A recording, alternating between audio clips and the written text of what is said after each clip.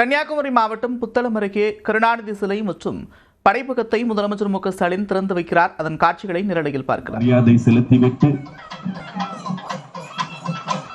முத்தமிழறிஞர் தலைவர் கலைஞர் அவர்களின் திருவுருவ சிலையின் முன்பாக கழக தலைவர்கள், அமைச்சர் மற்றும் சட்டமன்ற உறுப்பினர்களின் நிழற்படம் எடுத்துவிட்டு தற்போது மாண்புமிகு தமிழ்நாடு முதலமைச்சர் அவர்கள் மு.க. ஸ்டாலின் படைப்பகத்தை மக்கள் பயன்பாட்டிற்காக திறந்து வைத்து சிறப்பு செய்கிறார்கள். இன்றைய இளைய சமுதாயம் அறிவு சார்ந்த எண்ணங்களோடு வளமான எதிர்காலத்தை கூடுதல் விவரங்களோடு செய்தியாளர் சிவமணி இணைகிறார். சிவமணி, விவரங்கள்.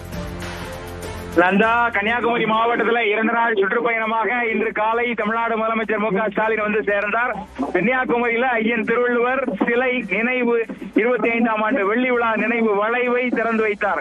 பிறகாக சற்று நேரம் ஓய்வெடுத்திருந்த நிலையில தற்போது இந்த கல்லடி விளை அப்படிங்கிற கிராமம், அந்த கிராமத்துல மு.க. ஸ்டாலின் படைப்பகம், அதாவது இளைஞர்கள் பட்டப்படிப்பு படித்தவர்கள் அரசினுடைய தேர்வுக்காக தயாராவதற்கான அந்த ஒரு லைப்ரரி வித் ஸ்டடி சென்டர், அதாவது படிக்கக்கூடிய லைப்ரரியோட சேர்ந்த படிப்பகத்தை திறந்து வைத்திருக்கிறார். அதன் முன்பாக கலைஞருடைய முழு உருவ சிலையையும் திறந்து வைத்திருக்கிறார். தற்போது தமிழக முதலமைச்சர் அந்த கலைஞர் சிலையை திறந்து வைத்து அதற்கு முன்பாக கன்னியாகுமரியினுடைய கிழக்கு மாவட்ட செயலாளர் மகேஷ் மற்றும் அமைச்சர் மனோ தங்கராஜ் அவர்களோடு இணைந்து குழு புகைப்படம் எடுத்துக்கொண்டார்.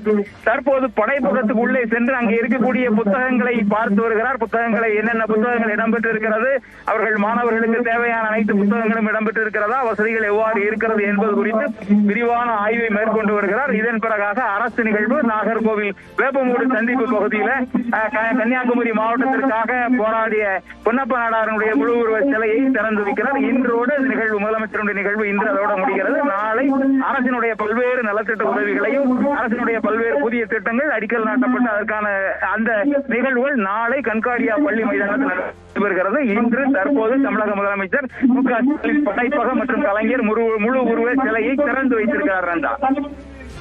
நன்றி சிவமணி, விவரங்களுக்கு.